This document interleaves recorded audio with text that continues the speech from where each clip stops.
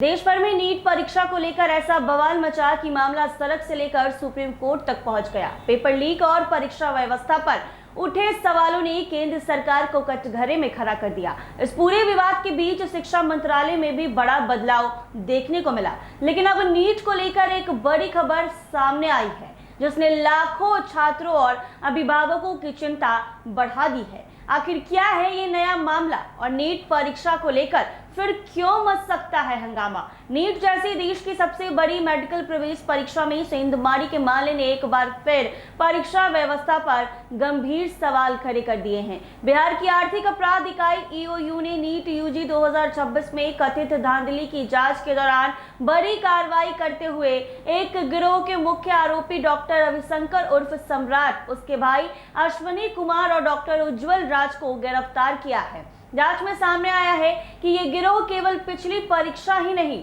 बल्कि अगली नीट परीक्षा को भी प्रभावित करने की तैयारी में जुटा था। ईओयू के मुताबिक डॉक्टर रविशंकर लखीसराय के कवैया और किऊल थाने में दर्ज 3 मामलों का मुख्य आरोपी है। जांच एजेंसी का दावा है कि गिरोह प्रतियोगी परीक्षाओं में मूल अभ्यर्थियों की जगह दूसरे लोगों को बैठाने के लिए पूरा नेटवर्क तैयार करता था। इसके लिए अभ्यर्थियों से कथित तौर पर लाखों रुपए वसूले जाते थे। रविशंकर और डॉक्टर उज्जवल राज की गिरफ्तारी पटना के जक्कनपुर स्थित आर्यभट्ट ज्ञान विश्वविद्यालय परीक्षा केंद्र के बाहर से हुई है। दोनों मेडिकल छात्र बताए गए हैं और एक परीक्षा में शामिल होने वहां पहुंचे थे। जांच में ये बात सामने आई है कि गिरोह परीक्षा में कथित सेटिंग के लिए अभ्यर्थियों से 12 लाख से 30 लाख रुपए तक वसूली करता था।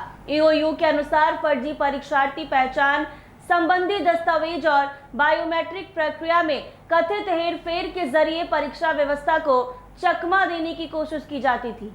जांच एजेंसी को लखीसराय, हाजीपुर, नवादा और नालंदा समेत कई जिलों में बायोमेट्रिक से जुड़े लोगों की संभावित संलिप्तता के संकेत मिले हैं। इन लोगों की भूमिका की जांच की जा रही है। मामला सिर्फ परीक्षा तक सीमित नहीं बताया जा रहा।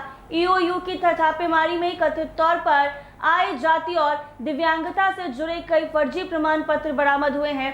जांच एजेंसी का कहना है कि इन दस्तावेजों के जरिए मेडिकल काउंसलिंग में अभ्यर्थियों को लाभ दिलाने की कोशिश की जाती थी। अश्विनी कुमार पटना के स्थित ठिकानों से कई परीक्षाओं के एडमिट कार्ड, स्कूल के प्रमाण पत्र, टीसी और अन्य दस्तावेज मिलने की बात सामने आई है। इसके अलावा कई हस्ताक्षरित और ब्लैक चेक तथा नकदी बरामद होने का दावा किया गया है। इस पूरे मामले का सबसे चौंकाने वाला पहलू अगली नीट परीक्षा को लेकर सामने आया है। ईओयू के अनुसार आगामी परीक्षा के सीबीटी यानी कंप्यूटर आधारित परीक्षा के दौरान कथित गड़बड़ी की तैयारी की जा रही थी।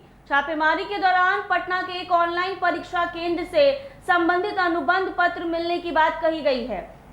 जांच एजेंसी का दावा है कि गिरोह ने परीक्षा केंद्र में निवेश करने की कोशिश की थी ताकि भविष्य में परीक्षा प्रक्रिया को प्रभावित किया जा सके। डॉक्टर उज्जवल राज पर नीट यूजी 2024 में भी कथित तौर पर फर्जी स्कॉलर बैठाने से जुड़ा मामला दर्ज होने की बात सामने आई है। वहीं डॉक्टर रविशंकर पर रेलवे भर्ती परीक्षा से जुड़े पुराने मामले के आरोपी होने का दावा ईओयू ने किया है। फिलहाल जांच एजेंसी गिरोह से जुड़े अन्य लोगों की भूमिका खंगाल रही है।